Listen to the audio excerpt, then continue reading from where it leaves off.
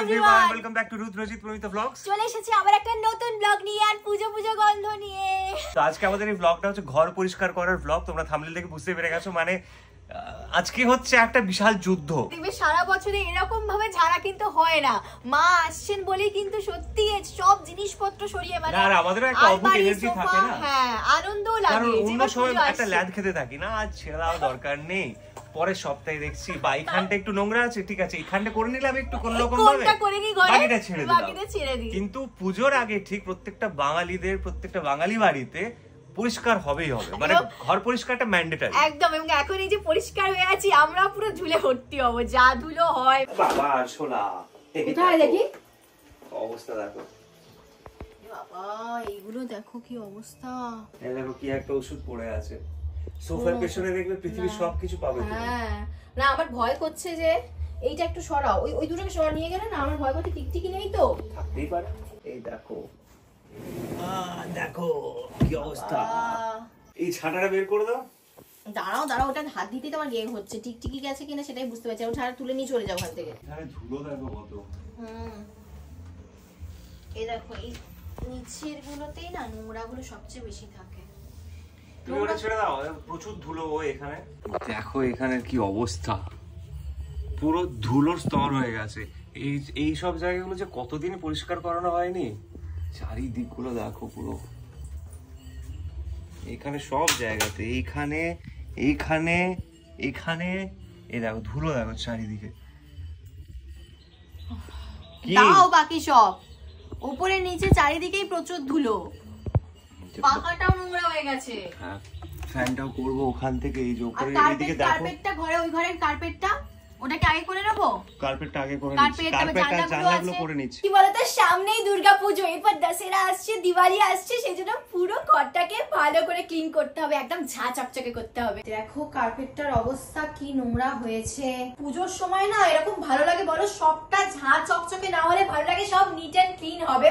তবে সবার আগে কার্পেটটাকে পরিষ্কার করে, প্রচন্ড নোংরা, তার জন্য ব্যবহার করব এই যে এটা দিয়ে আমি কার্পেট ক্লিন করব। এটা হলো Agaro elite upright wet and dry carpet cleaner. এটা দিয়ে ডিপ ক্লিন করতে পারবে carpet with wet and dry vacuum and air ড্রাইও করতে পারবে। এটাতে দেখো 2.6 litre water tank capacity and 1.3 litre dirt collection tank রয়েছে।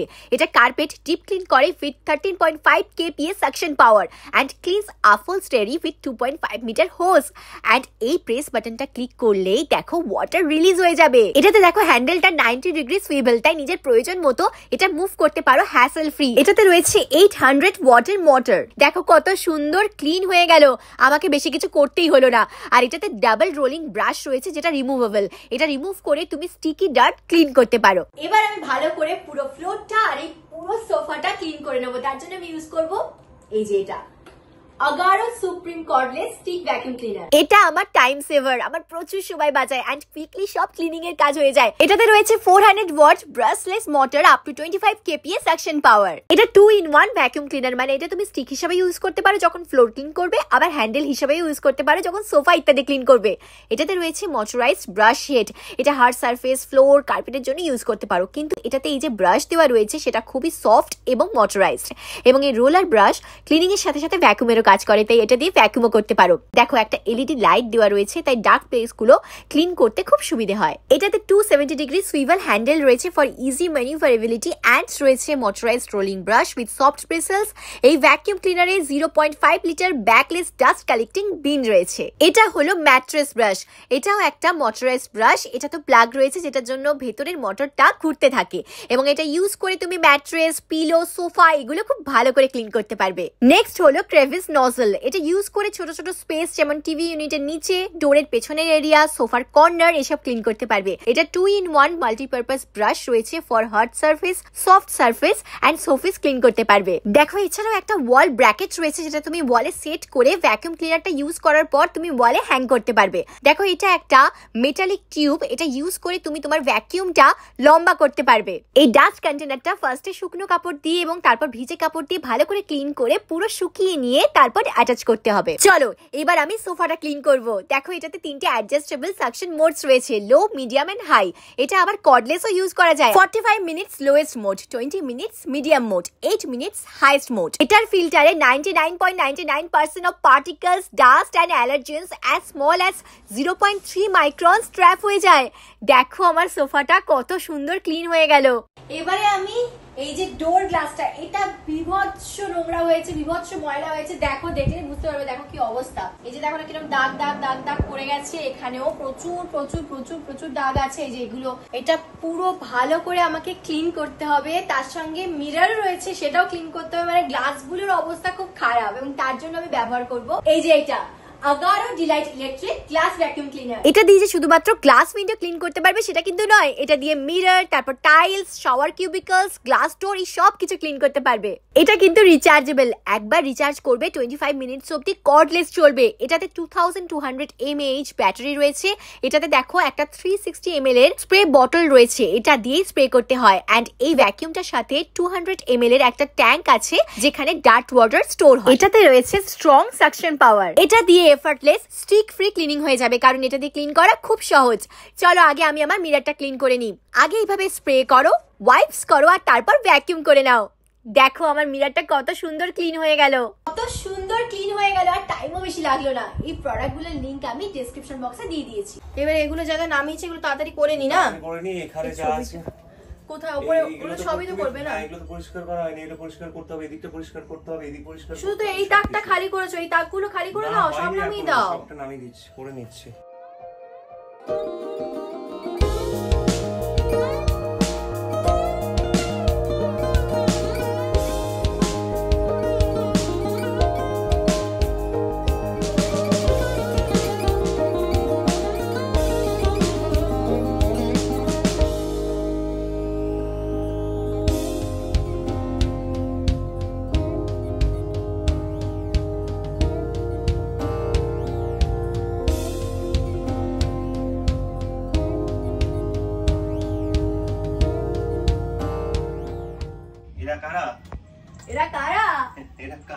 এরা কারা বলো তো? এই দুজন বলবে কিন্তু কমেন্টে।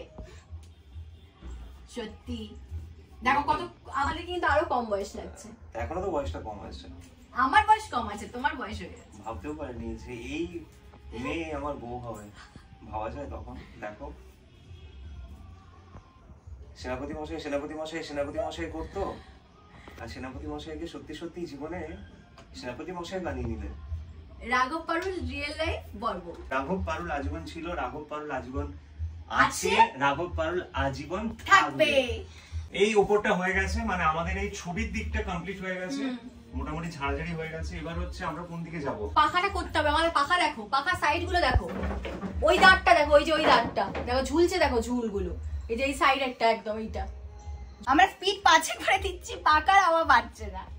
দেখো আমাকে ধরেছে, আরে আমাকে ধরলে তুমিও পড়বে আমিও পড়বো, দুজনেরই মাথা পারবে।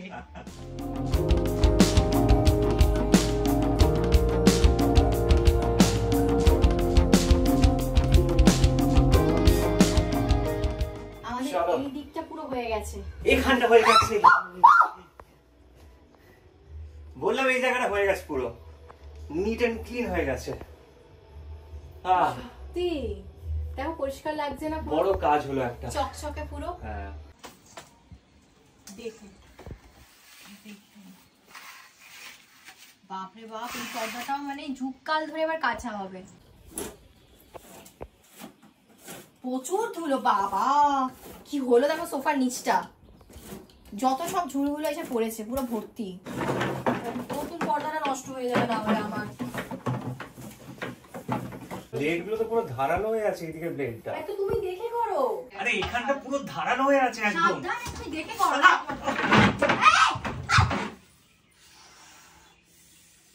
আরে মইটা একটু পড়ে যেত। আরে মইটা কি পড়ে যেত, হাত থেকে কেটে গেল। আমার বললাম তোমাকে, উফ কাটলো কি করে এত না? আরে বলছি ওখানটাতে ব্লেডের মতো হয়ে আছে। সরো দেখি, সর হাতটা রাখো, হাতটা কিছু করে আসছি আমি, দাও। আরে শোনো, এদিকে তুমি যেও না, আরে এদিকে এসো। ওই দেখো আরে প্রচুর ব্লাড বের হচ্ছে, রক্ত বের হচ্ছে প্রচুর। এদিকে এসো, এদিকে এসো। দাও ধরতে দাও দাও সাইড কি করছো তুমি? এইটাতে কি করে কি হবে? कैसा लगा मेरा मजाक?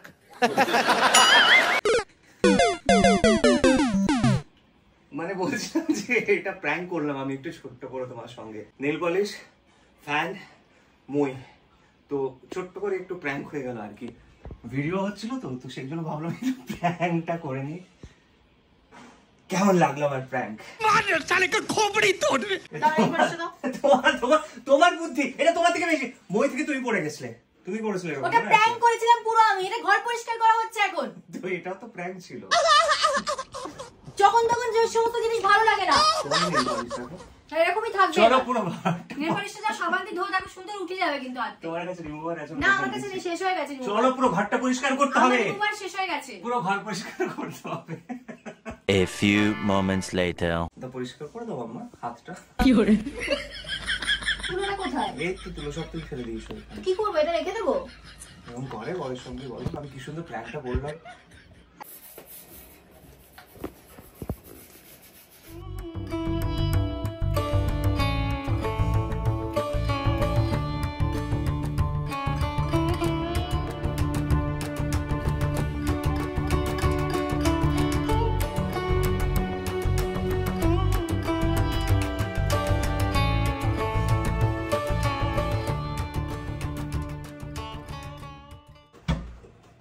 বাবা, ও বাবা, ওটা খুলেছো? কত জন্মের পর খোলা হলো এটা। এটা ছোট্ট একটা মাচা হয় না, সে আগেকার দিনে বাড়ির উপরে মাচা থাকতো, তো আমাদের ফ্ল্যাটটা তো এরকম আছে। মুভিগুলোতে দেখেছি এরকম ভেতরে না, হ্যাঁ, ভুতুরে কাণ্ড হয়। এই হ্যালো হ্যালো, কথাটা ঘুরে অন্যদিকে ওকে যেতে হবে। যাবো ভেতরে? মধ্যে চলে যাচ্ছে, এটাকে একটুখানি ভেতরে যাবো? জল দিয়ে ভালো করে। ভেতরে ঢুকবো না, মাথা খারাপ করো না তো। ওই জায়গাটা আমরা এমনি খুলি না, ওটা বহু যুগ কাল ধরে ওখানে বন্ধ পড়ে আছে। ভেতরে যাই, জিনিসপত্র রাখা আছে বোধহয় কিছু। হ্যাঁ, ইন্টারেস্টিং জিনিস পেয়েছি আমি। কি interesting? কি একটা দেখতে পেলাম। হ্যাঁ, কি একটা দেখলাম।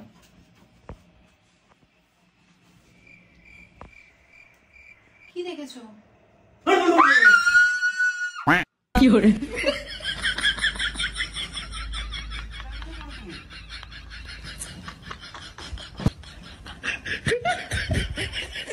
ধুলো হয়ে আছে।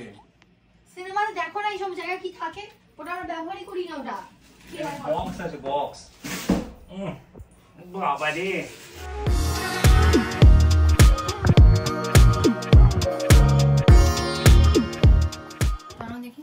বাবা পেছনটা দেখো, একটু পুরো মনে হচ্ছে সেই ভূতের বাড়ি। এইটা দেখো, এই দিকটা দেখো, ইস কি অবস্থা। বাবা, সরো সরো সরো, কি নোংরা হয়েছে দেখো। ওরা বছরে একবার পরিষ্কার করলে যা হয়।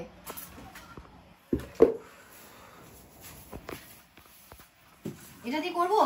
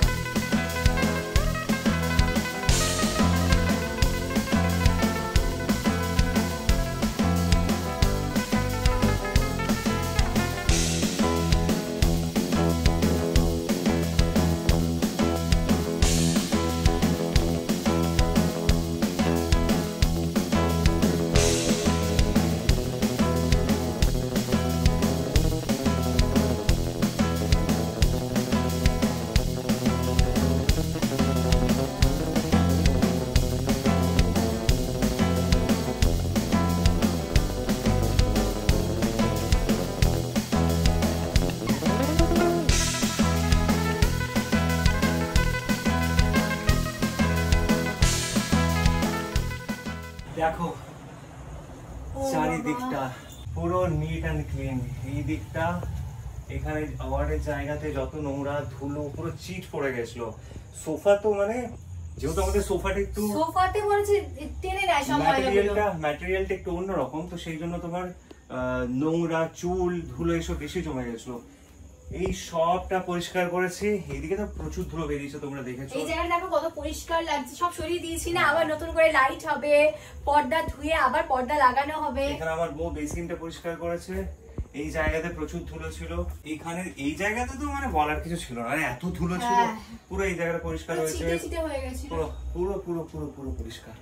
এবার যেটা ও তখন বলছিল পরিষ্কার করতে করতে, যে গরম গরম কফি, আমরা স্নান করলাম, ফ্রেশ হয়ে নিচ্ছি, গরম গরম কফি, আর তার সঙ্গে এই ব্লগটা আমরা এখানে শেষ করলাম। আমাদের দুর্গাপূজার আগে ঘর পরিষ্কার করা, কারণ সংসার গোছানো চারটিখানি কথা নয়, প্রচুর সময় লাগে। এই ছোট ছোট জিনিসগুলো সবার আগে দরকার, নিজের ঘরটাকে পরিষ্কার রাখা। লক্ষ্মী বউ থাকলে সব হয়ে যায়। সংসার কেন, পৃথিবীটাকে গুছিয়ে নিতে পারবো যদি আমার এরকম বউ থাকে। চলো ফাইনালি আমরা এই ব্লগটা এখানে শেষ করলাম। যদি তোমাদের এই ব্লগটা ভালো লেগে থাকে তাহলে প্লিজ লাইক শেয়ার সাবস্ক্রাইব করে দিও, এবং একটা জিনিস কমেন্ট করে এটা জানিও যে তোমাদের দুর্গাপূজার প্রস্তুতি কেমন হচ্ছে, তোমরা কারা কারা তোমাদের কতটা ঘর পরিষ্কারের তোড়জোড় চলছে, মানে বাড়িতে এরকম পরিষ্কার পরিচ্ছন্ন করতে হচ্ছে, তোমাদেরকে করতে হচ্ছে না, মারা পরিষ্কার করছে না, বাড়িতে হয়তো অন্য লোকজন আছে তারা পরিষ্কার করছে, দাদা ভাই বোন, তো জানিও আমাদের মধ্যে বর্ব, হ্যাঁ, তো জানিও যে বাড়িতে এই মুহূর্তে তোমাদের পরিস্থিতি কি রকম। এবং তোমাদের সঙ্গে দেখা হচ্ছে খুব তাড়াতাড়ি, নতুন একটা ব্লগ নিয়ে আসছি।